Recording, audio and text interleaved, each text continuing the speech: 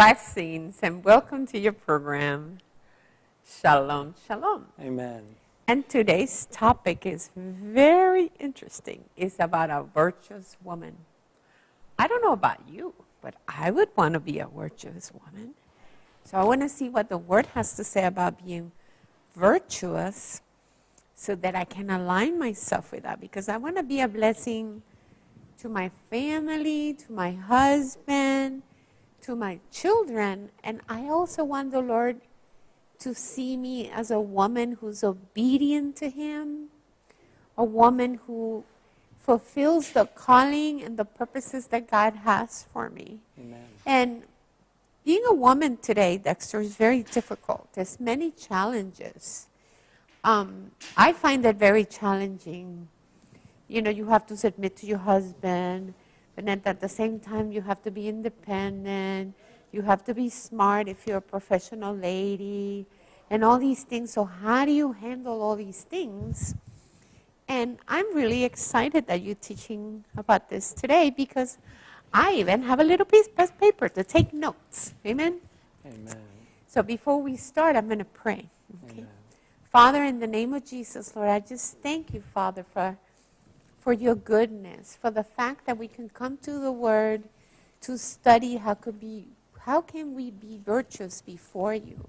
That you give us a road map to follow and to guide us in order so that we will be a blessing to the people around us, Father. I just thank you for that, Lord. And I just want to thank you, Father, that you're going to anoint Dexter's words today. You're going to show him. Your Holy Spirit is going to speak to him in the name of Jesus, Father. And Lord, before I close the prayer, I want to pray for the safety of my Christian brothers all over the world, in Latin America, Amen. in Africa, in the Middle East, in Egypt, that are being persecuted. Father, I just send, in the name of Jesus, I just ask you to send angels to abound around them, Father. And I just plead the blood of Jesus over them, and I declare that they're protected and that you're with them. In Jesus' name, amen. Amen. So Dexter, tell me about a virtuous woman. Amen. Well, brothers and sisters, welcome today. We love you, and praise the Lord we get to be together today. We're having rain in LA, which is a blessing right here, because we need rain, because we've had pretty much a drought for the last couple of years. So we're thankful for that too. Thank you, Lord, for the rain. Because the farmers, the ranchers, and even all the residents need the rain too. So we're so thankful for that. We're going to be talking about a virtuous woman. And, you know, when the Lord called me, one of the things He made really clear as a teacher is that you will teach the whole Word of God. You won't skip certain passages because they're controversial, they're more difficult, or whatever. And so I made a promise to the Lord, what He showed me to teach, I would teach. And so I'm teaching about a virtuous woman. And in today's era, as Marisol said, it is at times a controversial topic. But I think, and I pray with all my heart, that the Holy Spirit will just take over, and you will actually get blessings out of Proverbs 31. You will get blessings as we teach about Ruth, who's the only woman called a virtuous woman in the Bible. You'll get blessings, and we see what a virtuous woman actually means. And I'm just going to speak as a man to the men, that there are blessings in understanding your wife from the Lord's eyes, from the biblical perspective as a virtuous woman. And there are blessings to the women themselves as wives or as single women to understand what God looks at and blesses as a virtuous woman. And so all that, it does not matter if you're a man or a woman, if you're married or not married, this is all relevant to all of us. Because I don't know about you, but whether even my mom, you know, I want in my heart to be a virtuous woman. You know, it extends to everyone. Your children, if you have daughters, you want them to be a virtuous woman. And quite honestly, this is something, Marisol and I being Jewish, maybe because of the Word we understand this a little bit more because we studied the Old Testament probably more than most people. But the Word of God says to teach the Word to your children. You know, in the Old Testament they used to write it. everywhere. It would be on their doorsteps, on their palm. They even wear it up here. It would be on their doorpost, the Word of God. It would be everywhere to remind them. And the Word says in the Old Testament to teach all the Word of God. Remember it and teach it to your children, because part of hopefully what we get out today is not just for you personally as a woman or as a husband understanding your woman, but also to your children, that you can teach what the Word of God speaks as far as the value in God's eyes of being a virtuous woman. So of course we're going to go to Proverbs 31 today, but we're going to start out with Ruth. And I mentioned in the introduction, it's remarkable in Hebrew, Ruth is the only woman who was called a virtuous woman in the Bible. And so I want to start out with Ruth and what the Word of God says about Ruth. So I want to first go to the scripture where she is called a virtuous woman. So we just build that foundation first. And that's in Ruth chapter 3, verses 9 through 11. And verse 11 is where we'll see she's called a virtuous woman by Boaz. Now, if you haven't read recently the story of Ruth, it's a remarkably beautiful story. Ruth and another daughter of Naomi are both married, and they're in Moab because there is a famine in Israel. So they had to leave Israel, Naomi did, and go to Moab, where the Moabites live, which is a foreign country, to survive during the drought of Israel. And while they're there, Naomi has 2 sons, and both sons and Naomi's husband all die. Wow. All 3. So she's left with 2 daughter-in-laws, with Ruth being one of those 2 daughter-in-laws. So I want to make sure you understand the principle of the beginning of this story, because this will help you understand what it means to be a virtuous woman and why she's called a virtuous woman by Boaz. So Naomi makes a decision that she needs to go back to Israel simply because that's her homeland, number one. And number 2, the drought has ended. So there is now provision or food back in Israel. So Naomi announces to her 2 daughter-in-laws, who are now both widowed, because not only did Naomi's husband die, but both of her daughter-in-law's husbands, or her two sons, died also. So now they are left as widows. And she announces to both of them, go back to your own households in Moab, because they were both Moabites, and go get remarried again someday. Don't follow me, I'm a widow. And I'm not ever going to get remarried. I'm never going to have new sons that you can marry. So go back home. And it's interesting because the one daughter-in-law obeys and goes back home. But Ruth, as we're going to see in the scriptures, says, no, I'm not leaving your side. And we're going to read that scripture in a moment. So now you understand the foundation of where we're going to here from the Word. Let's read a couple of these key scriptures and see what the Word of God says about Ruth. So again, Ruth 3, 9 through 11. This is like a remarkable story. It almost sounds scandalous if you don't understand the culture of the time. But Naomi has discovered that Boaz is a relative, in fact, the second closest living relative of hers, who is actually living in Israel when they go back to Israel. So they go back to Israel, and of all the people they are living near, it's Boaz, one of her closest relatives. And she sends off her daughter-in-law, Ruth, to go work in the fields of Boaz. And we're going to see that she has favor with Boaz. So Naomi is pretty much, you can tell from what's happening, setting her daughter up to meet Boaz in a special way. So she tells her to go rest, when he goes to sleep, to go rest, take his covering and cover yourself and sit at his feet. This is not scandalous, if you understand the culture. So she's actually sitting at his feet when Boaz wakes up. And the Word of God says Boaz is startled. Well, I guess I'd be startled too if I woke up and there'd be a young woman at my foot, who I do not even know who it is at the time. So let's go to the story at that point. So Boaz wakes up startled, the Word of God says, and he says, who are you? So Ruth answers, I am Ruth, your maidservant. Take your maidservant under your wing, for you are a close relative. Well, in the language of the day, if you lost your husband, a brother or the closest relative would then take you as the wife. You would no longer be widowed, you would be under the covering of him, and he would marry you. So she is requesting that, to go under the wing of him, his family, and to effectively ask him to marry. She's actually introducing that he would marry her as a close relative, so she would be back under a covering. And then he said, "Blessed are you of the Lord, my daughter, for you have shown more kindness at the end than at the beginning, in that you did not go after young men, whether poor or rich." So first of all, even though she was an attractive young woman and a widow, she didn't chase after rich or poor young men. She didn't.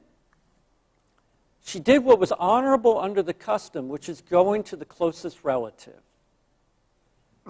Now we're going to find out, of course, that Boaz was not the closest relative. So Boaz honored this, went to the closest relative, and offered him the ability to take the covering or marry this precious woman, but he denies it.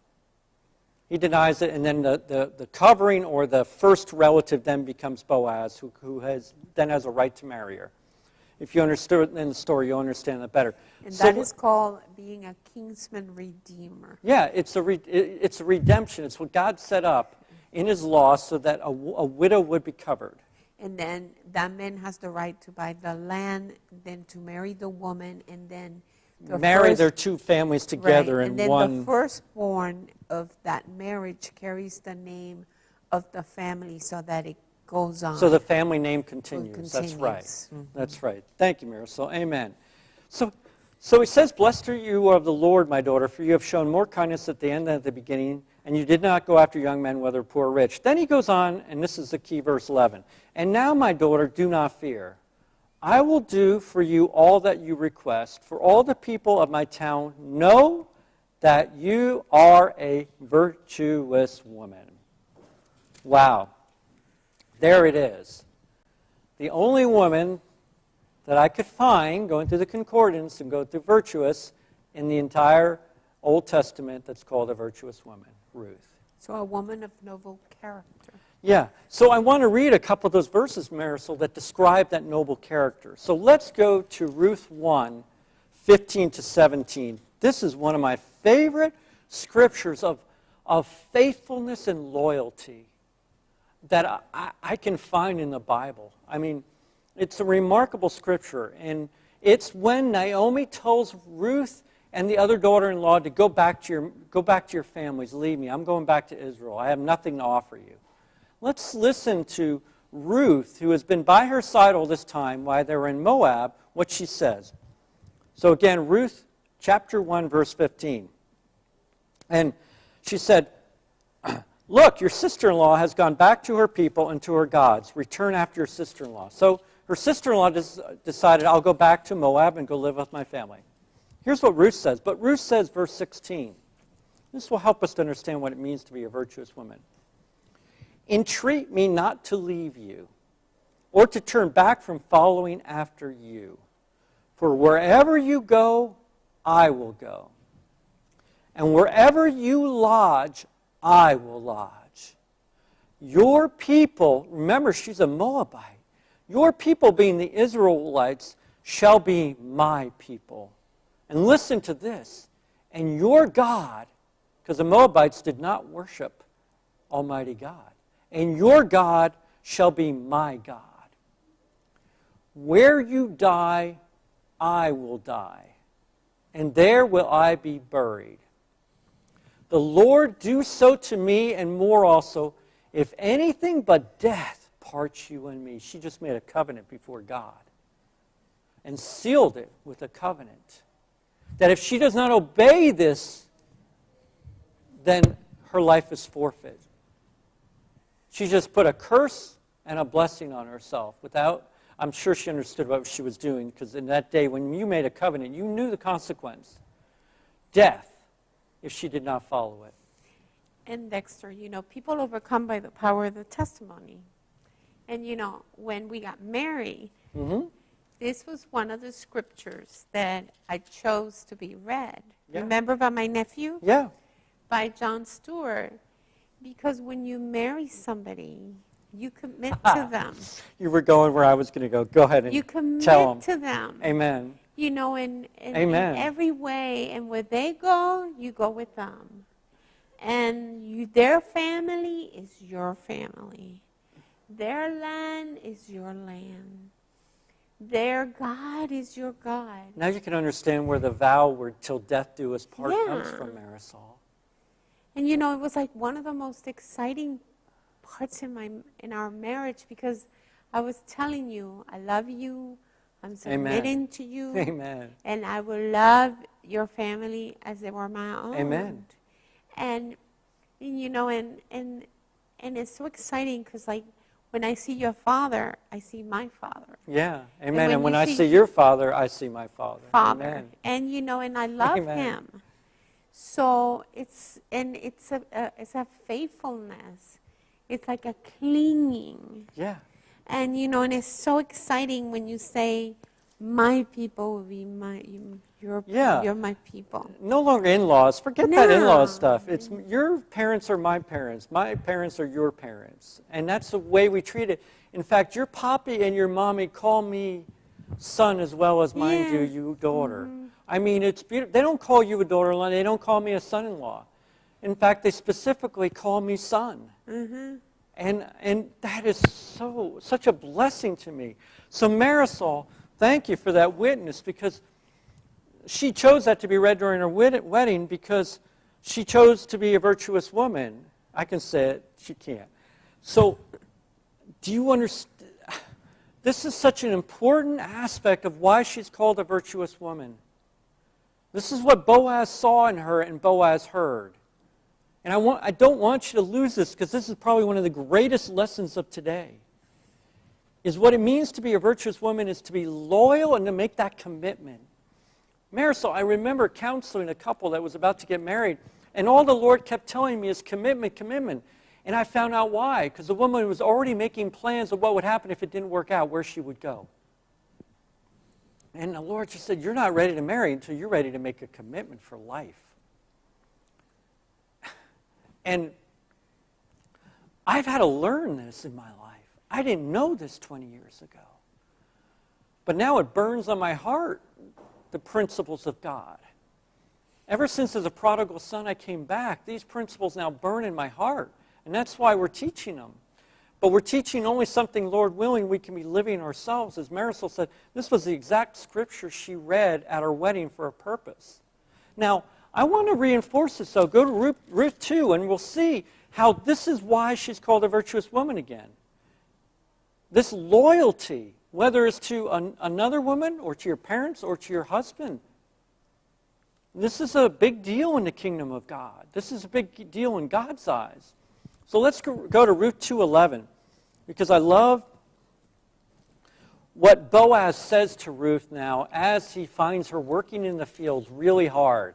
So again, you're going to notice in a second that one of the reasons why Boaz noticed Ruth was because she was working so hard from sunrise to sunset in the fields, trying to provide for Naomi and herself. She was not selfish. She was working hard and industriously. So I want you to start with that. That's why Boaz notices her. So listen to what Boaz says as he notices her in the field working so hard. And remember, she's nothing more than a slave, because the people who gleaned after the harvest were the foreigners and the lowest people in Israel. So he has no reason to notice her. But listen to what Boaz says to her. I love this. And again, in Ruth chapter 2, verses 11 and 12. And Boaz answered, and let me just read the verse 10 first. She falls on her face, bowed down to the ground, and said to him, why have I found favor in your eyes, that you should take notice of me since I am a foreigner? That's unusual. So first of all, he gave her favor. The first of the gleanings, he gave her favor already. And listen what Boaz answers in verse 11. Boaz already knows more about Ruth than she knows about herself, I think. And Boaz answered and said to her, it has been fully reported to me.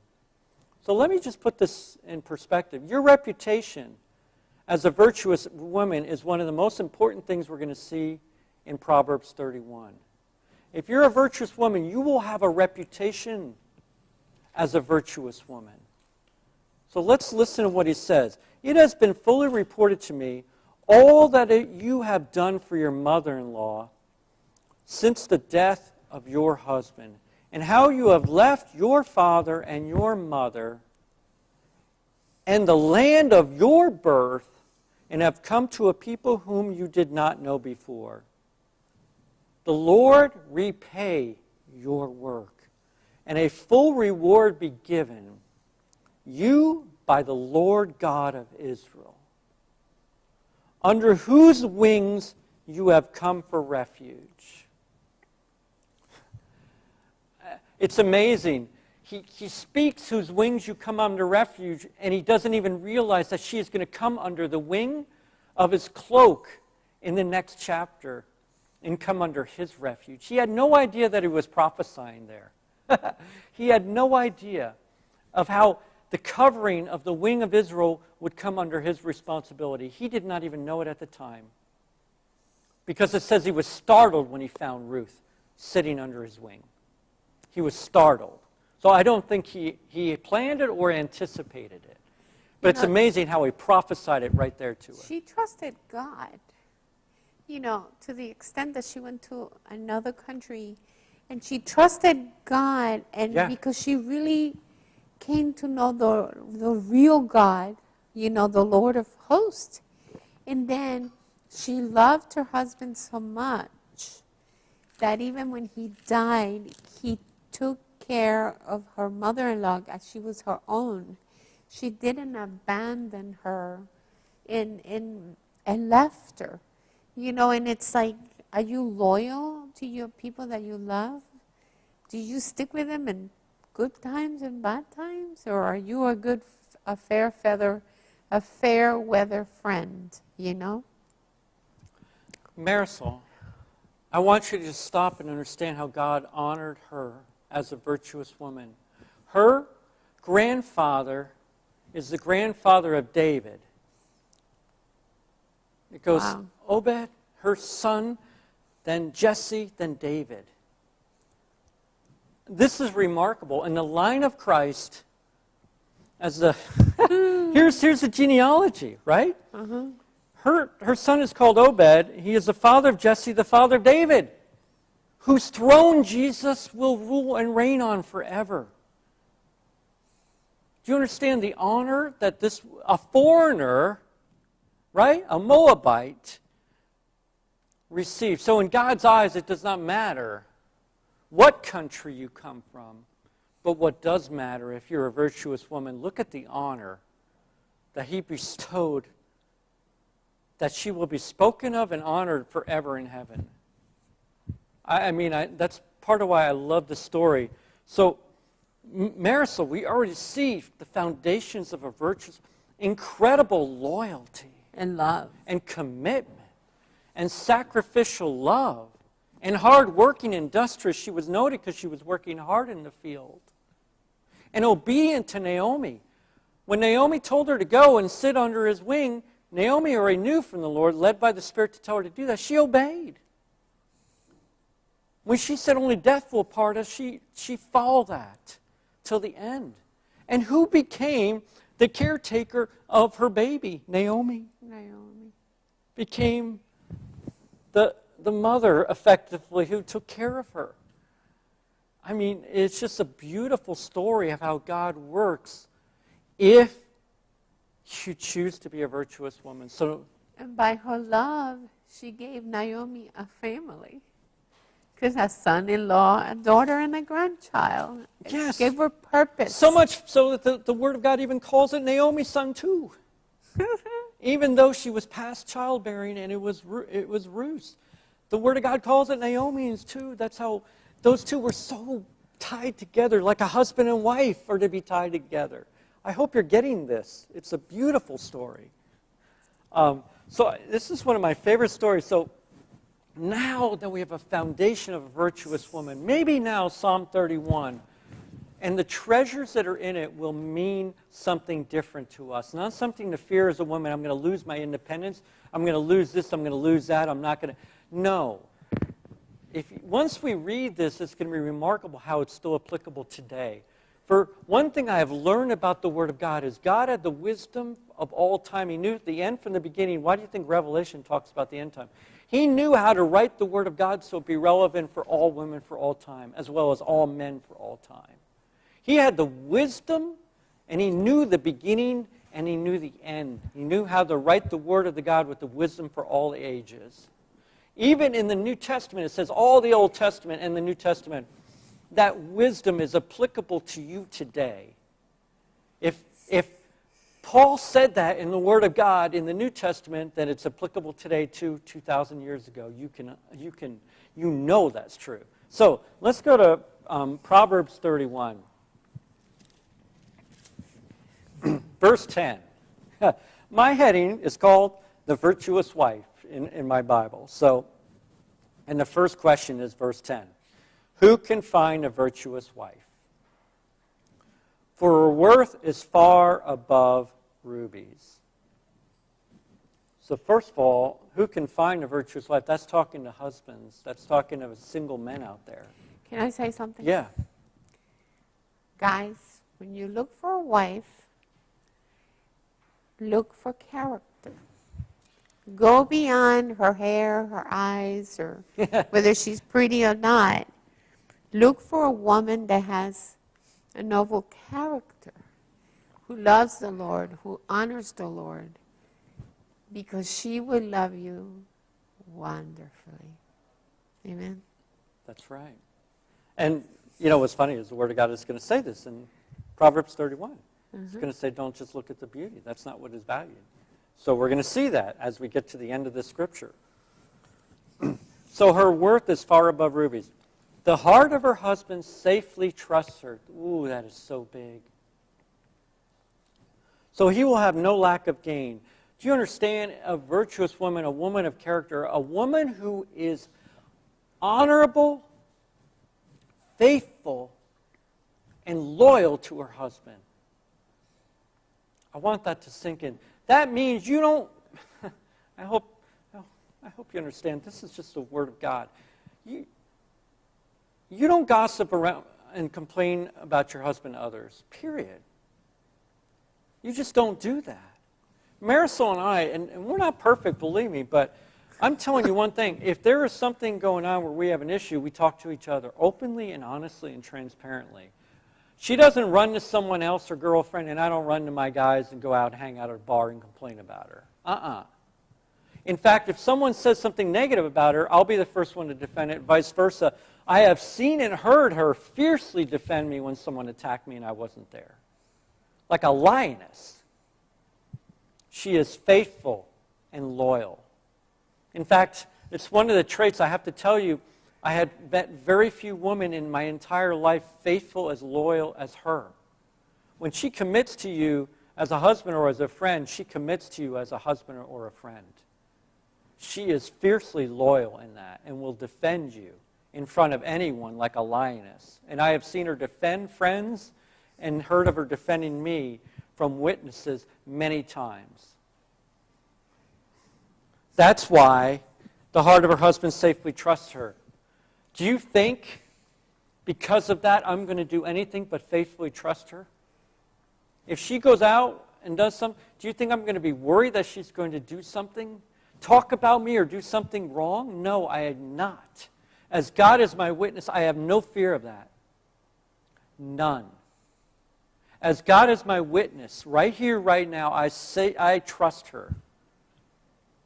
But it's because of who she is. Now, let's go on. Verse 12, she does him good and not evil. That's another part of that. You can see how this is following the same thing. All the days of her life, she does him good, not evil. That means the words of your mouth can bring blessings or curses. That means that what comes out of her mouth are blessings over me and over our family, not curses. Whether she's with me or she's away from me behind my back, she will speak blessings. You know, a lot of women, I can say this because this was a long time ago, and they get in a group and it's like men bashing. Well, it's like piranhas. They don't realize it, and and They bash their they husbands. bash their husbands and like, oh, I'm so glad he's going away on a trip. I got rid of him. I can do whatever I want. If you have that attitude towards a man, do not marry him. Stay by yourself. And if you're married, repent. And if you're married, you need to repent. It's never too late to... And you need to love That's your right. husband, because when you love him, you're loving yourself, because you're one flesh. You're one. And you're one. You're one. And if you want him to protect you, because we women have the need to be protected, you need to respect him and honor him. And honor him in all the time. All the time. I do not let people talk about my husband. I say, stop. You're not doing that. My husband's not here to defend himself. I will not allow you to continue. And I've done it to people. Because I love my husband and I'm going to honor him. And that's what God expects from us. And we need to be faithful, because it builds intimacy. It builds trust. That's right. It builds relationship. And and I tell people, I'm proud of my husband. I love my husband. I'm so blessed to have my husband, because I'm speaking life into him. That's right. And if there's something, he's not perfect, and I'm not perfect. That's We right. talk to each other about it. And or we even pray life over each other, even while we're asleep. There's be times where I'll lay my hands on her and pray life into her, and or I'll pray to the Lord, which is the same thing. I'll speak life into her. Do you understand?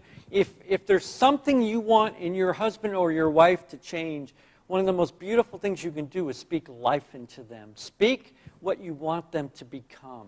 Speak of them as a virtuous woman. Speak of them as an honorable, trustworthy husband. Speak whatever you are looking for. You speak that into your spouse. You do it in prayer to the Lord, and when the Lord gives you an opening and you can have a dialogue, you have that dialogue. But there are times where you bring it just to the Lord. There's other times where the Lord opens a door and we are allowed to have a dialogue on it. In other words, our hearts are prepared for it. And another part of honoring your husband is making sure you have the right priorities. God, your family, and your husband. I make it a point to spend Saturdays and Sundays and to spend quality time with Dexter. And when I don't get it, I get grumpy, don't I? Because you have to be together. Yeah. If you're off with your friends Doing your here own and thing. you're not going to develop that. A woman leaves her family and cleaves to her husband, and the two become one flesh. Yes. That's not my word. That's the word of God. And because of that, you're yoked in ways that are supernatural. And as such, you're meant to be together. You're meant to, it's meant to be a helper. It's meant to live together. And as we're going to see in a second, we each have areas of our own dominion. Like a woman's dominion is a house. We're going to see that as we read Proverbs 31. A man is his work and other things. And yes, he has authority over his household, but it's not in every area. You're going to see there's areas where a woman has authority in the household too. That's because God didn't make a man and a woman the same. A woman is much more nurturing and can raise up the children than a man. There are differences the way God created us. And so let's see those differences, though, in the Word of God. And let's see more of what a virtuous woman is. This is a scripture a lot of people really don't like, but remember it in the day and the hour. Verse 13, she seeks wool and flax and willingly works with her hands. She is like the merchant ship. She brings her food from afar. She also rises while it is yet night and provides food for her household. That's pretty straightforward, right? You make sure your family's fed, right? And a portion for her maidservants. Some of you aren't going to like this, but she has maidservants, which means as a virtuous woman, she's successful. Mm-hmm. And she actually has her own business, we're going to see here in a second, and how she trades. And she's fair and kind to those women. Yeah. She doesn't abuse them. She, you know, because sometimes we think when you enter the kingdom of God and as a son or daughter of God, you're meant to be poverty-stricken all the days of your life. That's not what this virtuous woman is being described as. So do not equate holiness with lack. And actually, that's not even what the Bible calls holiness. Go ahead and read it in Hebrews. So listen to the next verse. She considers a field and buys it. From her profits, she plants a vineyard. Wow, that sounds like today, doesn't it? I mean, she obviously is running the household and the business and even the vineyards and even the servants over the vineyards are under her domain because she's the one who has the profits then to do what? To buy land, invest in land. I hope you're getting this. This is what the Bible is calling a virtuous woman, not me. Let's go on. She considers a field and buys it. From her profit she plants a vineyard. I have to repeat that because I love that scripture. She girds herself with strength and strengthens her arms. So obviously she's also participating in working. And she exercises. Yeah, and she's probably in really good shape. But she may be also someone that's working out in the vineyards with the servants and supervising and or working with them. We don't know. But she's a strong woman. And how do you get strong, Dexter? By exercising. Yeah. Yeah. So she takes care of her body. Yeah. She exercises. So, you know, a lot of... She's not a weak, hopeless person. No. And and she's married, but even though she's a businesswoman, she's cleaning the house and everything, she's in shape. She wants to look pretty and attractive for her husband. Yeah. Yeah. Okay. Verse 18, she perceives that her merchandise is good. Again, she's trading. She has merchandise. And her lamp does not go out by night. She's industrious. She works hard. Remember, that's how Ruth got noticed by Boaz in the field, because she was working hard in the field. And Boaz noticed and asked, who is that? She stretched out her hands to the distaff, and her hand holds the spindle. Distaff is simply when you took the wool and you spun it on a distaff. That's what a distaff is. It's not a common word today. We don't use it anymore. We buy our clothes from Walmart, in America at least. And her hand holds the spindle. So she's industrious in that she makes clothing for her family. And I love this. Verse 20. She not only makes profits, but what does she do with those profits? She extends her hand to the poor. So a merciful, generous, giving heart is part of being a virtuous woman. Out of her own profits, she extends her hand to the poor. You know, what I love about one of the stories of the Great Depression, one of my favorite stories of the Great Depression was with a group of women, a large group of women that were called the virtuous women. And what they would do during World War II is they had a motto that you don't let anyone come to your house hungry and send them away hungry. It was during the Depression. They were known to take people in and feed them and care for them. And they were called the virtuous woman during the Depression. I love that. I love what Ruth did with Naomi. It's just, I love the fact that my wife chose to have that read during our wedding as just a commitment between us. I love that here the virtuous woman extends her hands to the poor, even as they did in the days of old. I love that. Yes, she reaches out her hands to the needy. That's a virtuous woman. She is not afraid of snow for her household, for all her household is clothed with scarlet. So she makes sure they're not walking around in barefoot to school. She actually, through her own industrious ways, is buying her own wool, making her own garments, and clothing her family with them, so they're not even cold in snow. She makes tapestry for herself. Her clothing is fine linen and purple. Again, fine linen and purple were the sign of riches. In fact, that's the same color that was used in the temple of God for Almighty God, with all the gold that was laid out in the temple. Purple. Her husband is known in the gates. Well, here we go. I'm just going to step back because this is so true and dear to my heart. When I was dating Marisol, I was a prodigal son returning to the Lord, and she was spirit-filled and hungry for the Lord, and I was just learning about the Lord. And I'm going to tell you something. Every day, she spoke life into me. She called me the high priest. She asked me to lead the prayers, and we would read the Word of God each day, and we would pray together each day that we were dating, even before we got married. Each day. And she would call me the high priest even before we got married. So, her husband being known in the gates, sometimes woman of God, virtuous woman that I'm speaking to right now, the reason why your husband will be a husband in the gates, and if you were a husband in the gates, guess what that meant? That meant you were the one who judged. You were an elder. You judged between disputes. You had wisdom. So if you speak life into your husband as she did into me even before we got married, and called me a mighty man of God before I even was one, you will see amazing blessings in your life.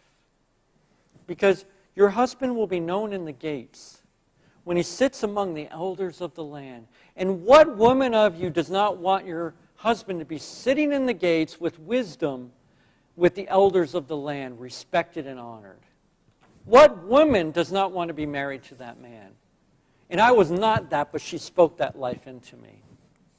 That's what I consider a virtuous woman. Hallelujah. And I'm so thankful for that. So she makes linen garments and sells them and supplies sashes for the merchants. Again, she's an entrepreneur. And like in the vineyards, in the garments she's making, she's like in 3 different businesses here. And she buys and sells land. This is like unheard of. This is not the image that I had before I read Proverbs 31. Remarkable. Strength and honor are her clothing. And you know, Dexter, in order to sell, in order to do all these things, that means she's smart. She knows about numbers. She knows about people. She's networking. She manages her money well. She manages her money. She has extra to give to the poor. Extra to the poor. Yeah. And she's out there. A remarkable attributes in a virtuous woman. Beautiful attributes in a virtuous woman. So, strength and honor are her clothing. Honor and strength. She has dignity. Yeah. And she has honor because she's respectable, she's virtuous. She has high moral values. Look up the word virtuous in the dictionary.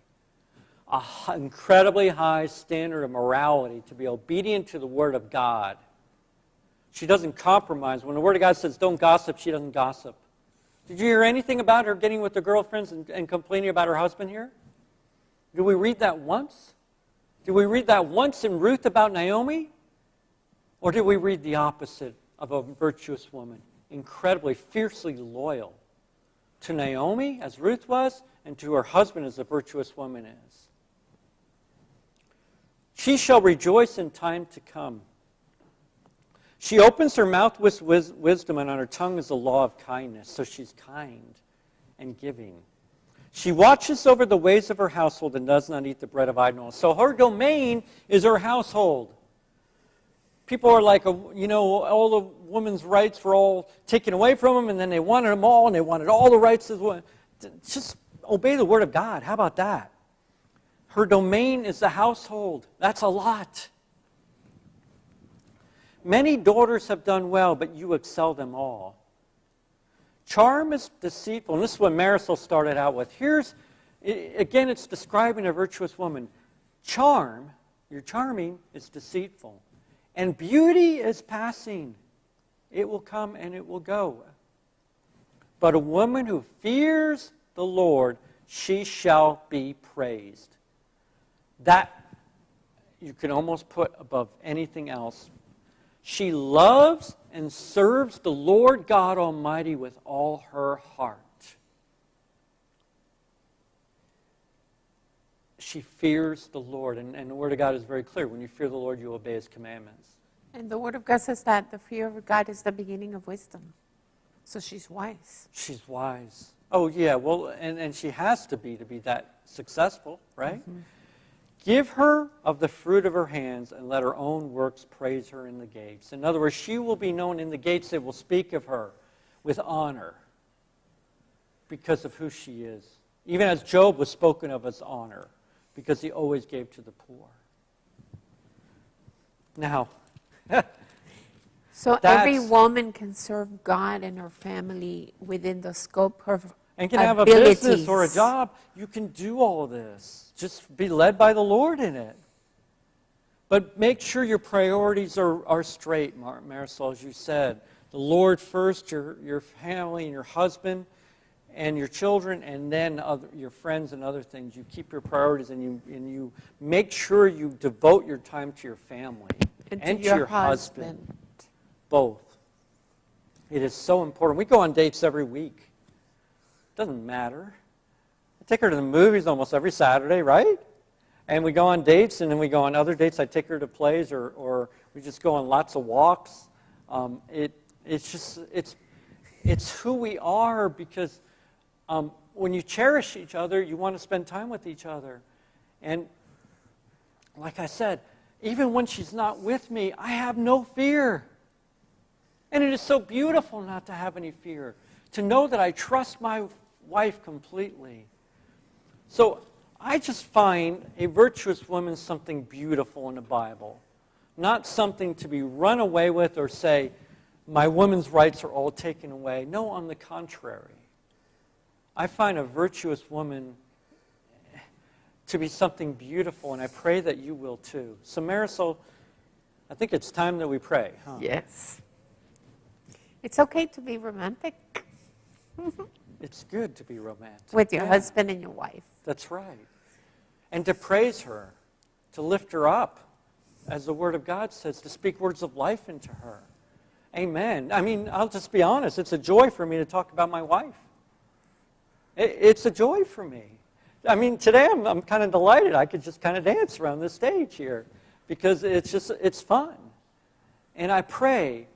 So I just want to pray. Father, in the name of Jesus, I pray that we will have the mind of Christ, Jesus, because you are our husband. We're your bride. Even as we talked about today, we're your bride. So, Father, I ask that we have the mind of Christ as husbands and as wives. And I pray, Father, that you expand our hearts and give us a new way of thinking and a new heart to love our husbands and husbands to love our wives and to cherish them. To speak words of life into each other. And I just bless every husband and I bless every wife. That as husbands, you are a high priest of Almighty God. And may the Lord bless you as a faithful, loving high priest. And to the wives, that you will be virtuous women. In all that Proverbs 31 says, in all that we learn from Ruth, that the Lord God Almighty will sanctify you and change you as you're even now repenting, so that you become what God is pleasing to God as a virtuous woman. Amen. And let God lead you in that. And I ask you, Holy Spirit, to just fill everyone with the fruit of the Spirit as being a virtuous wife and the high priest of that family as a husband. In Jesus' name. In the name of Jesus, amen. Amen. Amen. Remember, be a virtuous woman, and men, love your wives. As Christ loves the church. In so accordance with the Word of God. Maybe we should talk about godly men next week. Yeah, amen. Remember, this has been your program. Shalom, shalom. Remember, tune in next week. Go to our website, shalomshalom.org. God bless you. We love you, and we just bless you in Jesus' Amen. name. Hallelujah. See you next week. Shalom. Shalom.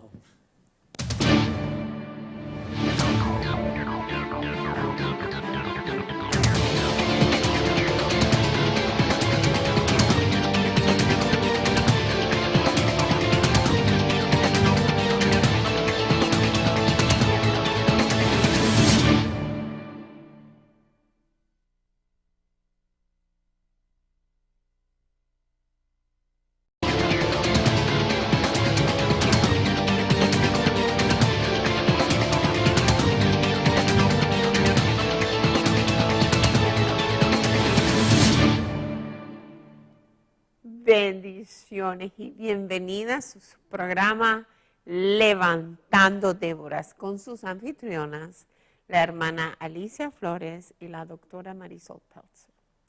El tema de hoy es un tema muy lindo y lo vamos a estar haciendo 2 o 3 semanas, dependiendo de cuándo terminemos de usar el material. Se trata de la sabiduría de Dios. Las mujeres tenemos que ser sabias hoy en día porque hay tantas cosas. Antes de empezar el programa estábamos hablando que nosotros tenemos que cocinar, que tenemos que limpiar, que tenemos que estar envueltas en la iglesia y todas esas cosas. Y además de eso, muchas de las mujeres trabajan. Yo no sé, hermana, las que trabajan, cómo encuentran tiempo para trabajar. Amén. La sabiduría de Dios está sobre ustedes. Pero hoy vamos a estar hablando específicamente qué es la sabiduría, por qué la necesitamos, cómo la adquirimos, todo eso que es tan, tan importante. Pero antes de empezar, le voy a pedir a la hermana Alicia que por favor ore para que el Señor nos dé sabiduría y entendimiento y el Espíritu Santo nos ayude en el programa amén, Alicia, por favor, ora. Padre, En el nombre de Jesús, aquí estamos, Señor. Yes. Esperando, Señor, hacer tu voluntad, Yes. Padre, no la de nosotros, pero la tuya. Padre, en el nombre de Jesús, necesitamos el poder de tu Santo Yes. Espíritu aquí Thank you, hablando, Jesus. haciendo las cosas conforme a tu voluntad. Yes. Señor amado, seas tú, Señor, llenándonos, Padre Santo, de tu sabiduría, Yes. en tu palabra, ungiendo nuestros labios, Yes. nuestra mente, Señor, nuestros Yes. oídos, nuestros ojos y nuestro corazón. Yes. Padre, en el nombre de Jesús, Amén. hablando, usándonos como instrumentos tuyos, pero que seamos instrumentos tuyos, Padre, limpios, para que a ti te En el agrade nombre lo de que hacemos, Jesús. Señor. En el nombre de Jesús, Padre, habla, Papito Rey, habla lo que tú tienes que decir Yes. ahora. Señor, que sea de gran bendición, edificación divina poderosa para aquellos que lo necesitan también. Sea, Señor, tu pueblo, tu iglesia, que lo necesita también, Yes. Padre. Amén. Pastores, Padre. Sí, Señor, en todas áreas, Señor Yes. amado, necesitamos tu ayuda, Padre, porque sin ti, Yes. Señor, no podemos hacer nada. Danos más sabiduría para hacer tu voluntad en Yes. todo, Padre. En el nombre de Jesús, bienvenido, Espíritu Santo, a este lugar. Seas tú siempre alabado y glorificado. En el nombre de Jesús, amén. Amén. La semana pasada, antepasada, que la hermana Alicia no estaba aquí, estuvimos hablando de la sabiduría. Y el pastor Dexter, Alicia, nos contó Salomón, que la palabra nos dice que era un hombre que nadie ha caminado como la sabiduría de Salomón, porque Dios le dice, dime qué quieres que te dé, y él le dijo al Señor que le diera sabiduría. Y en la Biblia hay una historia que Salomón era el juez y habían 2 mujeres que habían dado a luz. Uno de los niños había nacido vivo y uno de los niños había nacido muerto. Cuando ellas se van a dormir, la que su niño había nacido muerto lo cambia por el que le estaba vivo. Entonces por esto ellas van delante del juez para que él decida de quién es el niño. Fíjate la sabiduría que él tiene. Él le dice, mira lo que vamos a hacer. Al niño lo vamos a partir en 2. Te vamos a dar la mitad a ti y la mitad a ti. Y entonces inmediatamente la verdadera mamá del niño se llenó de compasión y dijo, no lo partan, dáselo a ella. Y así el Señor le dio a él la sabiduría para saber quién era la verdadera mamá, para poder escoger. Y nosotros como mujeres necesitamos de esa sabiduría tan grande en todas las áreas de nuestras vidas.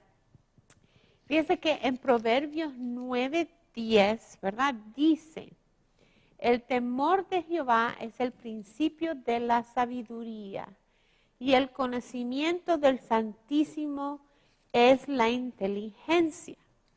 Si usted quiere ser inteligente, hermana, tiene que tener conocimiento del Santísimo. Y también tiene que tener temor a Dios, porque ahí empieza la sabiduría. Tiene que temerle al Señor, ¿verdad? Y la sabiduría es algo que tenemos que desarrollar en nosotros. ¿Y cómo desarrollamos la sabiduría? Muy fácilmente, por leer la palabra, teniendo intimidad con Dios y dejarnos llevar por el Espíritu Santo, ¿verdad? Amén. Eso es tan importante. Pero fíjense, tenemos que crecer en sabiduría. Vamos a ir a Lucas 2:52. Mi esposo estaba predicando y habló de este versículo y me quedé atónica, Alicia. Atónica. Porque nunca me había dado cuenta de lo que dice aquí. 2:22. Lucas 2:52 y dice, y Jesús crecía en sabiduría. ¿Y quién es Jesús? El Hijo de Dios. Crecía continuamente, su sabiduría iba en aumento. ¡Wow! Y si Jesús necesitaba sabiduría, ¿cómo no lo vamos a necesitar nosotros? Y fíjense el resultado de la sabiduría de Jesús. Y Jesús crecía en sabiduría y en estatura y en gracia para con Dios y los hombres. Estatura es favor. Entonces, cuando tú vas creciendo en la sabiduría, eso te da favor con las personas, en tu trabajo, en todas las áreas de tu vida. Te da gracia con Dios y con los hombres. Entonces, esto me enseña a mí y a la hermana Alicia que todos los días tenemos que crecer en sabiduría. La experiencia da sabiduría, ¿verdad? Amén. La palabra de Dios nos enseña a nosotros, a las mujeres, cómo ser sabias. Si usted quiere ser una mujer virtuosa, usted tiene que leer Proverbios 31, ¿verdad? Y darse cuenta de lo que se requiere para ser una mujer virtuosa. La palabra de Dios nos da entendimiento. Amén. Vamos a Isaías 11:2, Alicia. Por favor, si lo busca y lo lee. Porque es tremendo también. Isaías 11:2. Agarré una Biblia que no tiene. Hasta el versículo 5. 11:2. Ajá, Isaías 11:2 hasta el versículo 5. Amén. Puede leer usted, hermano. Ok, yo lo voy a leer Tengo que rapidito. agarrar Dice, otra Biblia. saldrá una vara del tronco de Isaí. Aquí está hablando del reinado del Mesías, ¿verdad? Y un vástago resoñará de sus raíces. Y reposará sobre él el espíritu de Jehová, espíritu de sabiduría y de inteligencia, espíritu de consejo y de poder, espíritu de conocimiento y de temor a Jehová. Wow. Fíjense todas las cosas que tiene el Mesías. Él crecía en sabiduría. Está hablando de Jesucristo. ¿Qué dice? Espíritu de qué? De sabiduría, de inteligencia, de consejo, de poder, espíritu de conocimiento y de temor a Jehová. Aquí están describiendo lo que es la sabiduría cuando una persona es sabia. Amén. Y el Señor que quiere que nosotros como mujeres seamos así. Es muy, muy, muy importante que nosotros desarrollemos sabiduría en nuestras vidas. La sabiduría de cómo criar a nuestros hijos es esencial, ¿verdad, Alicia? Amén. Por ejemplo, ¿qué dice la palabra? Que una contesta de paz baja, ¿qué? El pleito. Entonces, una mujer que es sabia no le grita a sus hijos, le habla calmadamente, Con amor. no los provoca, ¿verdad? Cría a sus hijos con sabiduría. Paciencia Una y mujer, amor. ¿verdad? Una mujer que es sabia no gasta todo el dinero que le dio su esposo para comprar la comida en una cartera. Eso es un ejemplo, ¿verdad? Pero es sabia como maneja las finanzas de su hogar. ¿En qué otras áreas tenemos las mujeres que ser sabias, Alicia? También cómo hablar, ¿Cómo hablar con hablamos? nuestros esposos Ajá. y como decir, no estar, como dice, estar atacando en pleitos Ajá. y también pues tenemos que saber cómo escuchar a nuestros esposos cuando hablan y darles su lugar y también la paciencia, el respeto. Y como ellos tienen que hacer lo mismo, tener la sabiduría como escuchar a sus esposas en las áreas que ellas tienen que decir qué es lo que le pasa y para entenderse uno y el otro, porque si no lo hay, pues no va a haber un entendimiento ni uno ni el otro.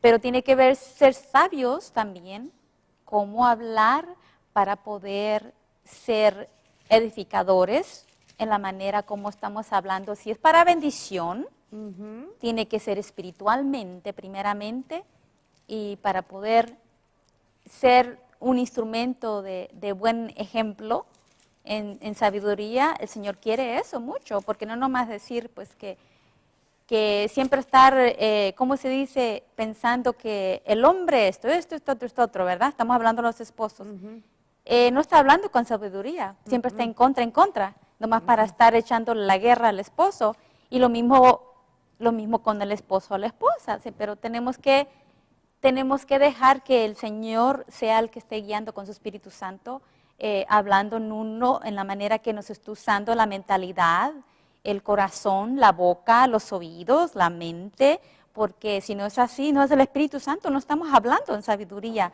Yo estoy hablando de sabiduría espiritual, porque tenemos que saber hablar también en lo espiritual, porque es fácil hablar bobadas, como dice, ¿verdad? Pero de esa manera ya no, en Cristo no debemos hacer esas cosas. Aunque de decir, ay, pero hermana, no, tenemos que sujetarnos ante el Señor y dejar que Él sea controlando la boca, el pensamiento, en lo terrenal. Yo me estoy hablando porque el Señor ya no quiere eso. Tenemos que vivir en santidad y saber hablar en santidad en la manera de cómo dejar que el Espíritu Santo use nuestra mentalidad y nuestra boca, nuestro corazón, para poder hacer lo que es la voluntad en la sabiduría que el Señor nos da. No nomás, ya nosotros no podemos hacer nuestra voluntad porque ya no estamos haciendo el trabajo que el Señor nos ha dado como mujeres sabias y cómo saber cómo edificar nuestra casa también, y nuestros hijos. Porque muchas mujeres no actúan en sabiduría, hermana. Y usted misma destruye su casa. Como está diciendo la hermana Alicia, un ejemplo. Cuando usted lo que se le pasa en el teléfono, quejando que mi esposo esto, que mi esposo aquello, que hizo esto, que pura queja del esposo. Palabras de muerte. Mi hermana, no haga eso, al contrario, declare la palabra. Mi esposo es el sumo sacerdote. Yo declaro en el nombre de Jesús que él ama a Dios, que él es el proveedor y usted habla vida a su vida. Amén. Declara vida sobre su esposo. Y cuando llega su esposo a la casa, otro ejemplo, usted no está con la chancleta y con los pelos para arriba, que parece toda fea. Amén, sino que está Santo bonita, oliendo bonito. Y ¿verdad? recibirlo con un beso. Con un ¿Cómo beso, estás? ¿cómo estás, mi amor? No lo reciba, hermana. Mira que nos falta, no tenemos dinero para pagar la luz, que José hizo esto, que el perro se comió el gato, con todos los problemas. No. Déjelo que llegue en paz. Y ahí viene con una carga del trabajo, Ajá, imagínese, parece viene otra carga. cansado, déjelo que llegue, que se siente, sírvale la comida y mi amor, ¿cómo está? qué feliz estoy de que estás aquí. ¿Cómo te fue el día, mi amor? Está bien. Sea sabia. Y esa sabiduría que usted necesita, se lo da la palabra de Dios. Eso se llama entendimiento. Amén. Entendimiento. Y fíjese como en Colosenses 2:2 lo que nos dice la palabra, ¿verdad? Dice, voy a empezar en el 1, porque 2:2. quiero que sepáis cuán gran lucha sostengo por vosotros y por lo que están en la Odisea y por todo lo que nunca han visto mi rostro. Aquí el apóstol está hablando, ¿verdad? Que está luchando por ellos en el Espíritu. Para que sean consolados sus corazones. ¿Okay? Cuando usted camina en sabiduría, su corazón está en paz, está consolado.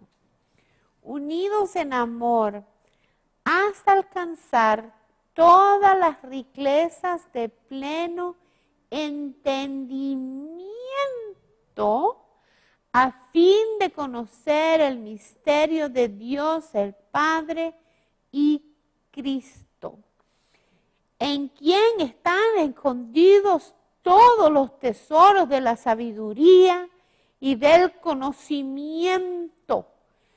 Y esto los digo para que nadie se os engañe con palabras persuasivas. Hermanos, estamos en los últimos días. Y usted necesita la sabiduría de Dios para que usted sepa la verdad del Evangelio. Aleluya. Y para que nadie lo engañe con palabras persuasivas. ¿Y cómo usted sabe eso? Cuando usted conoce y tiene entendimiento de la palabra de Dios. Alicia, ¿cuántas veces tú no oyes una predicación que ahí mismito el Espíritu Santo ¡pum!, te trae a la memoria un versículo que te dice, no, eso está fuera de línea? ¿Cuántas veces te ha pasado? Pues todo depende a cómo está el pastor hablando, si está El pastor o quien sea. y a quien sea, pues si Uno- no está en la escritura, no. ¡Pum! Ahí mismo Ajá. el Señor te trae a la memoria Ujú. un versículo que te dice, no, eso no está bien, eso está fuera de línea. Ujú. ¿Ok?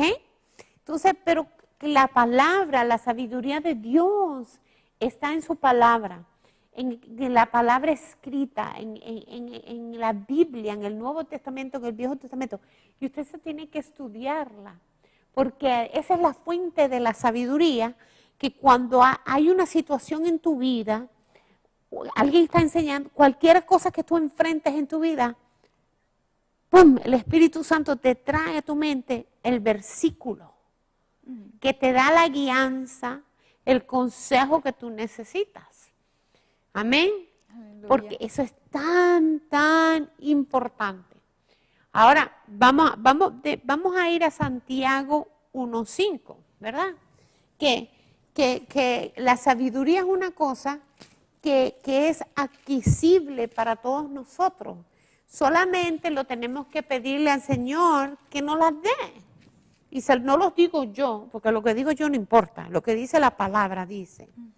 Y si alguno de vosotros tiene falta de sabiduría, pídala a Dios, el cual da a todos abundantemente y sin reproche, y le será dada. Amén. Entonces, si usted necesita sabiduría, pídale al Señor que se la dé. Amén. Y vamos a parar aquí y vamos a pedir, yo le voy a pedir a la hermana Alicia que ore con todos los que están oyendo nuestro televidente y pida por sabiduría por ellos y por nosotros, porque yo necesito también más sabiduría. Y tú necesitas, Yo la necesito, papá. yo la necesito para las Bendito cosas Padre. pequeñas y las cosas grandes. En todo, Padre. En todo, Señor. Sí, Señor. Mira, Padre Santo, En el amado, nombre de Jesús. te pedimos, Padre Celestial, con tu Espíritu Yes. Santo, Señor. Aquí, Señor, abras nuestro Yes. entendimiento. Que seas tú, Yes. Señor, abriendo entendimiento, la sabiduría, Señor, que tú Yes. quieres darnos, Padre, especialmente en tu Yes. palabra, conocimiento Gracias, en tu Señor. palabra, Señor. Abre, Señor, estas Gracias. mentalidades, este corazón, hasta Yes. nuestros oídos para escuchar tu voz, de tu Espíritu Santo, lo que tú nos estás hablando, Sí, lo que papá. tú quieres, Padre Santo, para Amén. nosotros, en el nombre de Jesús. Y para aquellos, Señor, que se sienten Yes, que Father. hay un espíritu de incredulidad, Señor, Padre, en nombre de Jesús, Amén. pedimos que seas tú quitando ese espíritu, Señor, en la mente, el Yes. corazón, en los ojos, Padre, Yes, y en de el la boca nombre de también, Padre, Jesús. porque tenemos, Señor, que declarar, Yes. confirmar que tu palabra es verdad, Yes. es pura, es vida y es fuente de agua Amén. viva, Padre. Danos, Señor, de esa agua viva, Padre, en el nombre de Amén, Jesús, Jesús. porque la Amén. queremos recibir día y día, Padre. Que seas tú glorificándote, Padre, en cada sierva y siervo tuyo, Padre, Yes. que esté necesitado. Y para aquel que no te conoce, Padre, en el nombre de Jesús, que seas tú tocando sus corazones, preparando, Señor, para que llegue tu Espíritu Santo Yes. y llegue palabra de salvación Yes, para esa yes, alma, Padre, en yes, el nombre de yes, Jesús, Jesús. Padre. Gracias, Señor amado. Gracias, Padre, Señor. en el nombre de Jesús. Bendito Amén. eres, amén. Entonces vamos a empezar en la Biblia, en Señor. el libro de Proverbios, empezando el capítulo 2. Lo primero que habla en el versículo del 1 al 15, habla de el valor de cómo caminar en sabiduría. Entonces vamos a empezar a ir versículo por versículo para aprender. Amén. Yo voy a empezar con el 1 al 15 y después Alicia ve Del- buscando. del dos. Entonces, 2 del 1 al 15 dice: Hijo mío, si recibieres mis palabras y mis mandamientos guardares dentro de ti, haciendo estar atento tu oído a la sabiduría. Entonces, atento tu oído a la sabiduría. ¿Y cómo lo dice? Si recibieres ¿qué? Mis palabras y mis mandamientos guardarás sobre mí. ¿Y dónde el Señor nos habla? En la Biblia. Entonces, la primera, tenemos que estudiar la palabra de Dios, Amén. meditar en ella, conocerla, porque de ahí estamos siendo atentos a ¿qué? A la sabiduría. Fíjense, si inclinares tu corazón a la prudencia, cuando usted se deja guiar, porque dice la palabra, usted es prudente. Si clamares a la inteligencia, la palabra de Dios nos hace más inteligentes que todo. Amén. Amén. Y a la prudencia dieres tu voz. Si usted se deja guiar porque lo que dice la palabra de Dios, por los preceptos y mandamientos, usted está siendo prudente. Y si como a la plata la buscares, usted se ocupa más de lo que quiere, de la plata, del dinero, de la palabra de Dios. Y las escudriñares como a tesoros. Entonces extenderás el temor de Jehová y hallarás el conocimiento de Dios, porque Jehová da la sabiduría. ¿Quién da la sabiduría? Jehová. Jehová. Y de su boca viene el conocimiento. conocimiento Y la y la inteligencia. Él provee de sana sabiduría a los rectos. Aleluya. Wow, eso está tremendo. A los rectos. Entonces, ¿qué pasa? Cuando usted deja que su vida sea guiada por la palabra de Dios, usted empieza a caminar en santidad, como tú estabas diciendo. No en religiosidad, en santidad, Amén, amén. guiado por el Espíritu Santo, ¿verdad? ¿Y qué pasa? Que usted se vuelve sana sabiduría a los rectos. ¡Wow! Eso me habla a mí tremendamente. Sana sabiduría a los rectos. Sí, sí, pura. Pura, Limpia, sin. limpia. No podemos cambiarla, no podemos hacer nada ¿cómo? Poner algo que no es la palabra. Exacto. Tiene que ser lo que está escrito aquí Lo que está solamente. escrito aquí. lo que está escrito aquí, no cambiamos el evangelio. Mm. Mire, hermano, y eso lo guarda usted en su vida espiritual. Y la vida espiritual suya es lo más importante. Amén. Amén. Y fíjese, y mire las consecuencias.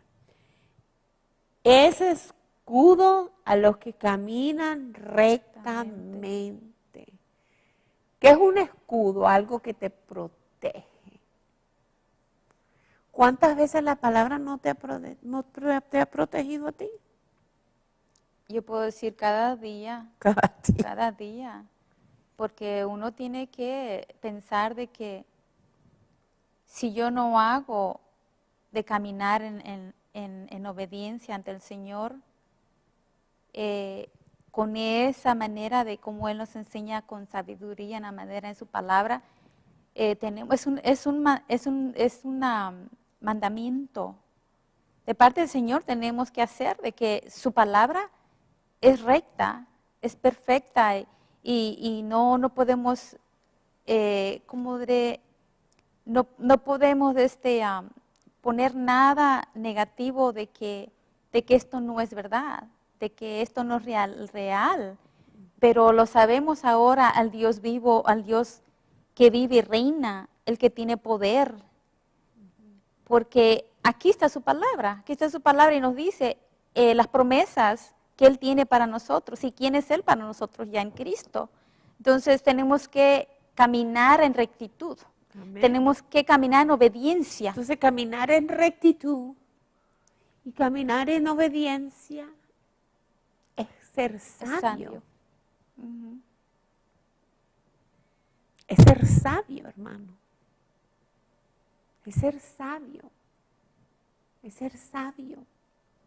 Un ejemplo que le puedo dar que demuestre eso. ¿Qué dice la palabra? De rendirle a César lo que es del César, ¿verdad? Amén.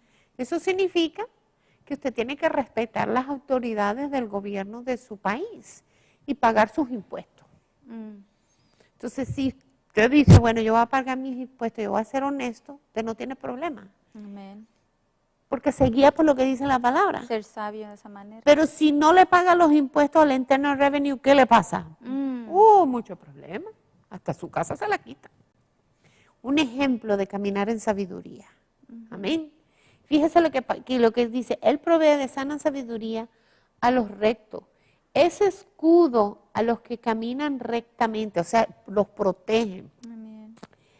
Él es el que guarda las veleras del juicio y preserva el camino de sus santos. Preserva. Cuando algo es preservado, ¿qué le pasa, Alicia? Cuando tú preservas algo, se queda que intacto, ¿verdad? Mm. Está entero, no se corrompe, ¿verdad? Amén, amén. Muy importante, ¿verdad? Entonces extenderás justicia, juicio y equidad. Fíjense lo que dice aquí, justicia, juicio y equidad. No va a hacer cosas injustas, no va a discriminar contra la persona. Usted sabe que no puede robar, ni hurtar, ni ser mentiroso, ni defraudar a las personas, porque la sabiduría de Dios está en su corazón. En el Señor la tiene porque a medida que usted lee la palabra está implantada ahí, ¿verdad? Ya no puede ser el mal, porque si ya no, el Espíritu Santo ya no está obrando en la persona, sino es el Ajá. Señor, ya no es el Señor ahí, sino simplemente el Espíritu de Satanás ahí para hacer, corruptir, como decir, hacer el mal, porque así es como el enemigo se mete, si por la persona no está creyendo, aceptando, recibiendo lo que la palabra le dice de parte del Señor, para estar caminando en esa rectitud de no caer pues en la desobediencia al Señor. Si quiere caminar en sabiduría, la va a seguir, pero si no va a ser así, pues el Señor no lo va a respaldar en bendición, porque ya no es el Señor ahí, ya sino Él se está yendo por su propia voluntad. pero el que quiere seguir los pasos, seguir la guianza, lo que es la palabra en el Espíritu Santo, ese es el respaldo de Jehová sobre esa persona. Porque la sabiduría entra en el corazón, se hace parte de ti. No es una cosa que te tienes que forzar, sino que a medida que tú lees la palabra te va cambiando de dentro para afuera, ¿verdad? Tenemos que hacerlo así. Y entonces, porque que entra la sabiduría en tu corazón, entonces ya eres una nueva criatura en Cristo Jesús. Y una de las maneras que yo pienso que podemos ser muy sabios, Alicia, es preguntándole al Señor, Señor, enséñame las áreas que yo tengo que cambiar. Y hay muchos. Y hay Yo muchas. puedo decir en mí, hay muchos, porque no somos perfectos. Y arrepentirnos. Y Cada día. escudriñarnos nosotros cada día. Cada día. Y tener una listica corta, ¿verdad? De que, ¿qué tengo que cambiar? ¿A quién tengo que perdonar? ¿Qué cosas yo hago que no te agradan? O sea, eso es caminar en sabiduría, hermano. Ser obediente. Tener cuidado como hablamos, como nos vestimos, lo que expresamos. La sabiduría es tan importante. Hay personas que han perdido su vida por tonterías. Y por ejemplo, personas que viene un asaltante y le dice, dame los zapatos, y dicen, no, yo le doy los zapatos. Amén. Entonces, la sabiduría es esencial. Por favor, sigue leyendo en el 11. Dice, versículo 11, dice la discreción, la inteligencia, No, la discreción la discreción te guardará, te preservará la inteligencia para librarte del mal camino, wow, y el mal camino puede ser tantas cosas, ¿verdad?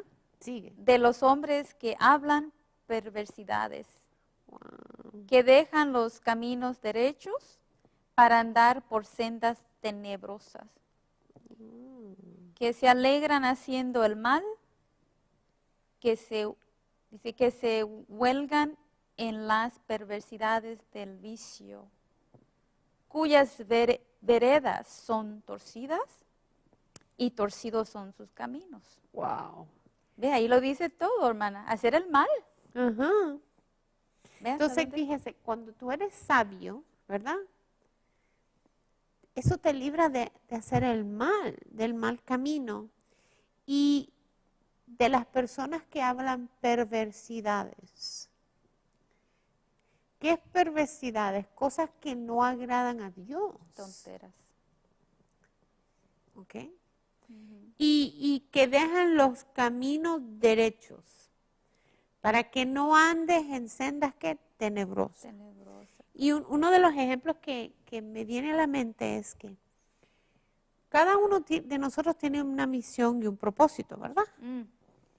Entonces, siempre van a venir personas a decirnos, haz esto, haz aquello. Entonces, el enemigo muchas veces usa esas cosas para quitarnos de la vista de lo que es la voluntad perfecta de Dios, ¿verdad? Porque hay muchas cosas buenas, pero porque sean buenas las cosas no significan que es la voluntad perfecta de Dios que nosotros las hagamos. Porque hay veces hay veces no todo lo que luce bueno es bueno. Por ejemplo, personalmente, mi ministerio es la televisión, ¿verdad? Y mi familia. El Señor no me ha llamado a darle comida a los pobres, ni ir a los hospitales en la India, ni todas esas cosas. Yo tengo que quedarme en la línea. Entonces las cosas que me distraigan del llamamiento que Dios tiene para mí no son correctas. Entonces yo tengo que caminar en sabiduría, porque no todo lo que es bueno me es lícito, ¿verdad? Es por ejemplo cuando la hermana Alicia, a mí me deja cuando vamos a comer, ella es bien estricta en su comida. Ella no deja que nada la distraiga y que ella coma algo que no es bueno para ella. porque ella sabe lo que es bueno para su cuerpo. Entonces tú tienes que quedarte en tu senda, en tu línea, en lo que Dios te ha llamado y no dejarte persuadir, porque si te haces 1000 cosas, entonces no haces la que Dios dice que quieres que hagas bien. Entonces tenemos que caminar en sabiduría para quedarnos en la voluntad perfecta de Dios, ¿verdad, Alicia? Amén. Porque una persona no puede hacer todo. Porque, por ejemplo, nosotras no trabajamos, pero la hermana Alicia tiene un ministerio de intercesión, viene a la televisión, Ah, bueno. tiene un esposo y tiene una familia. Y hay enfermos en el hospital. Y a los vemos en los hospitales. Entonces ya eso toma todo su tiempo. Entonces ella no puede decir, ok, yo voy a ir a darle la comida a los enfermos, voy a ir a Tailandia, voy a ir a hacer escobas para los ciegos, miles de cosas. Ella se enfoca en lo que Dios tiene para ella. Eso es ser sabio. Enfocarse en lo que Dios tiene para usted, para que usted no se desvíe ni a la izquierda ni a la derecha, ¿verdad, Alicia? Eso es muy importante. Amén, amén. Amén. Y fíjate que dice, personas que se alegran haciendo el mal, cuyas veredas son torcidas. Es tan importante, hermanos, que guardemos nuestro corazón de no hacer el mal y de no alegrarnos cuando a alguien le van mal las cosas o cuando hacemos algo malo. Amén, Alicia. Amén, amén. Fíjate que la venganza, la gente siempre trata, o él me hizo esto, yo le voy a hacer aquello. Un ojo por ojo, eso no es de Dios. No. La venganza no es de Dios, tiene que guardar su corazón, caminar en perdón hacia las personas. El único que trabaja en esa área es Satanás, que el Señor lo reprende. Exacto. Para hacer el mal, la venganza es muerte, hermana. Es muerte. Es muerte la venganza. Y no lo lleva, eso lo ata a usted. Entonces usted no se puede alegrar de que al vecino le va mal, no, tiene No. que, eso no es ser sabio, porque lo que sembramos es lo que recogemos. Amén. Si usted siembra odio, ¿qué va a recoger odio? Ujú. Si usted siembra venganza, ¿qué va a recoger venganza? Si usted siembra papa, no va a recibir manzana. Lo mismo que usted siembra es lo que usted recibe, ¿ok? Amén. Entonces hay que sembrar amor, paz, gozo, para poder recibir esas cosas. ¿Tú no tienes un ejemplo de lo que uno siembra recibe en tu vida espiritual? Bastante, por ejemplo, me he dado cuenta que desde que el Señor nos ha hecho un llamado de que tenemos que bendecir ministerios, misioneros, en otros ministerios pastorales, también para niños que tengan refugio en hogares, como dice, en muchas áreas, y de que nosotros empezamos eso, gracias al Señor, que el Señor aquí nos tiene todavía, ¿verdad? Apoyando esos ministerios. Y cuando hacemos algo así, yo no conozco yo a las personas, pero el Señor las conoce para los que estamos apoyando, porque el Señor es el que lo da. El Señor es el que ha dado el trabajo a mi esposo. El Señor es el que ha dado la bendición. Todo lo que viene, lo que tenemos es de parte de Él. Entonces lo hacemos por amor, por aquellas necesidades. Si uno lo hace para sembrar, tenemos que sembrar en tierra fértil, ¿verdad? Amén. Entonces sabemos que eso va a ser de gran bendición para lo donde se está sembrando, porque ahí va a ser una gran cosecha. Entre más se da, más se cosecha, ¿verdad? Entonces, pero siempre se va a sembrar con amor y misericordia y bendición para lo que está la necesidad, en la área de las necesidades. Pero también hay que saber bendecir, orar y seguir orando para que el Señor siga supliendo en esas áreas para poder bendecir a todas estas necesidades. Y pues no sé por qué, pero el Señor me ha puesto gente homeless. Yo voy a la tienda o algo, el Señor me pone a un homeless, sea mujer o hombre. Y siento en mi corazón, cuando vienen a acercarse a pedir ayuda, luego el Espíritu Santo me dice, atiéndelo, pero atiéndelo con amor, mi amor, y le vas a ayudar con mi palabra primero y le darás lo que es justo. Entonces el Señor da su palabra, lo alimenta espiritualmente ahí, porque su palabra es el que le va a dar alimento espiritualmente. Y ya lo demás, el Señor se hace encargo. Entonces, yo lo hago con amor. Y cuando yo oro por alguien, hermana, sea un sucio, una persona sucia, un homeless, hermana, el Señor, la compasión, el amor del Señor me hace extender mis manos y orar por aquella persona. Estoy sucio como usted, pero yo ya no soy yo. Amén. Es la mano del Señor, la mano de misericordia, es su amor, usando mis manos para poder orar por esa necesidad. Y siento en mi alma, en mi corazón, que hasta siento una compasión, un amor por esa persona. Y yo ahí, yo no importa quién soy yo ahí, porque el Espíritu Santo es el que tiene control de mostrar que su mano de Él, de amor y compasión, está poniendo en esa alma necesitada de tanta necesidad, de pobreza, de enfermedad, de necesidad. Pero ahí el Señor lo hace y da gozo. Papá da gozo. Da Fíjese gozo. lo que dice la hermana Alicia, que el Espíritu Santo le dice, ayúdalos. Y con amor, hermano. Y con amor, fíjese, pero fíjate qué lindo. Hay muchas personas que están pidiendo que verdaderamente no lo necesitan o que lo quieren usar para un cigarro o para usar droga. Pero el Espíritu Santo le da a ella la sabiduría de distinguir quién verdaderamente está en necesidad. Y le dice, lo vas a ayudar, pero primero lo vas a ayudar espiritualmente. Discipularlo. Discipularlos, ella le habla, le muestra el evangelio y después lo bendice.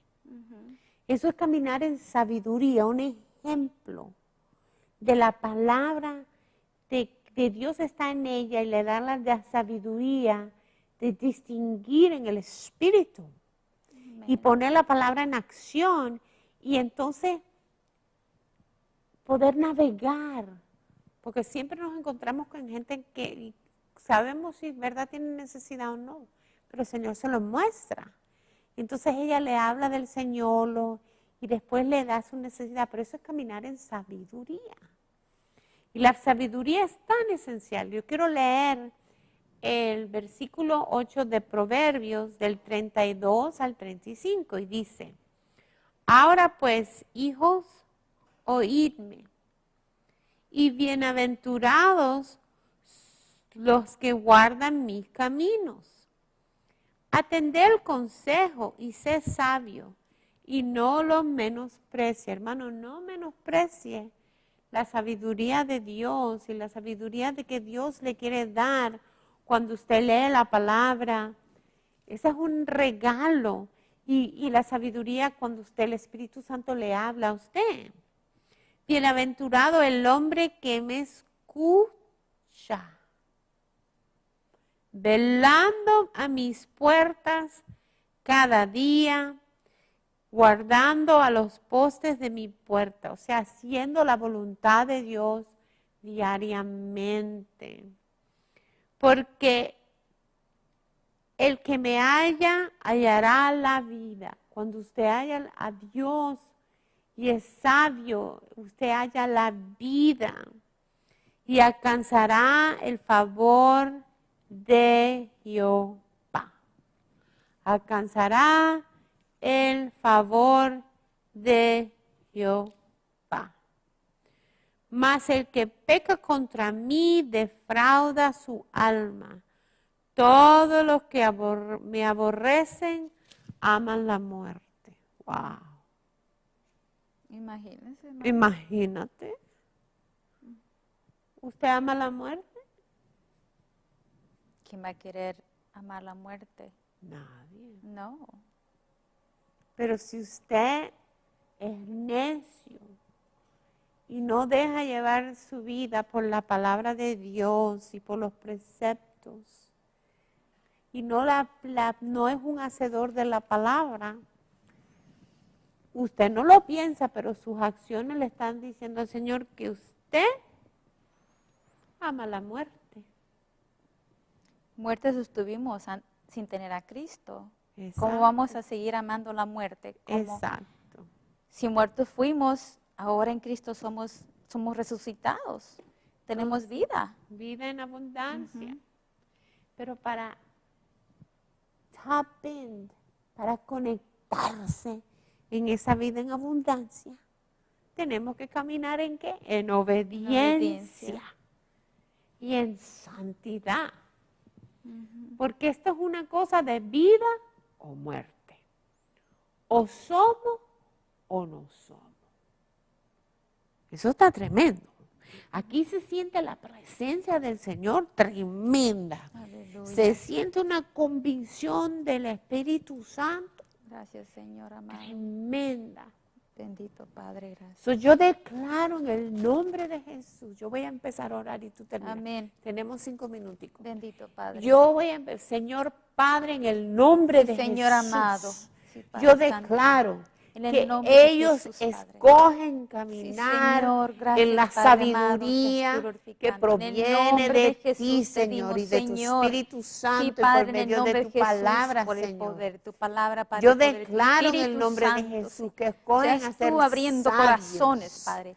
Abre los Señor, corazones, bendito. Señor. Seas tú, Padre Santo, Oh, abriendo Señor, esos que ellos ojos, Padre escojan Santo. vivir, amarte Señor, a que ti, sean, Señor, y Señor, buscarte espirituales, Padre íntimamente Santo, todos bendito los Padre. días, Señor. En el nombre de Jesús. En el Padre nombre de Santo, Jesús, glorifícate, Señor. en Yo ellos, declaro, Padre Santo. Señor, que, Sí, Señor, que ellos seas te tú, buscan en Padre Santo. espíritu y en Sí, Padre, en el verdad. nombre de Jesús lo pedimos, En Padre. espíritu Sí, y en Señor, en nombre verdad. de Jesús, Yo Padre, declaro, bendito Señor, Santo. que ellos Aleluya. escogen caminar Aleluya, por el Padre camino Santo. recto. Sí, Señor, en el Porque nombre de Jesús lo pedimos. bienaventurado Pedimos, es Padre el hombre Santo. que Aleluya. oye y es obediente a tu Aleluya, palabra. sí, Señor, Señor, yo amado. declaro Padre, que en el esas nombre de mujeres y Jesús hombres Santo. hoy Sí, Padre, en el nombre de deciden Jesús ser lo pedimos, obedientes Padre a tu Santo, Rey palabra glorioso. y seguirte a ti, Aleluya, Señor, en espíritu aleluya, y en sí, verdad. Señor.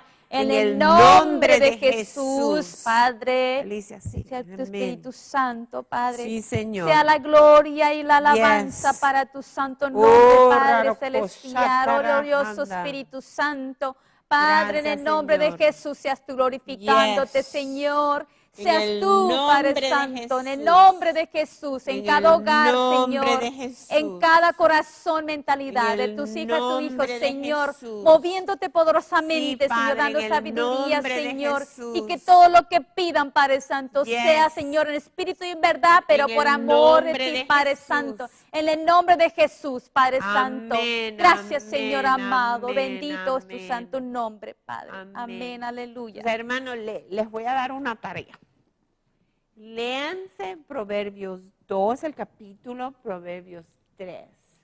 La semana que viene vamos a ir hablando de la sabiduría. Amén. Porque es tan importante, es una cosa de vida o muerte. Esta semana hemos establecido la importancia, las bendiciones y las consecuencias de la sabiduría. Vamos a hablar más sobre las promesas de la sabiduría, qué cosas lindas nos guarda, amén. Entonces, este ha sido su programa, Levantando Déboras con la hermana Alicia y la hermana Marisol. Les amamos, les bendecimos y los vemos la semana que viene. Amén. Bendiciones, que el Señor los bendiga. Diga, Aleluya. amén. Hasta luego. Shalom, bendiciones. Amén.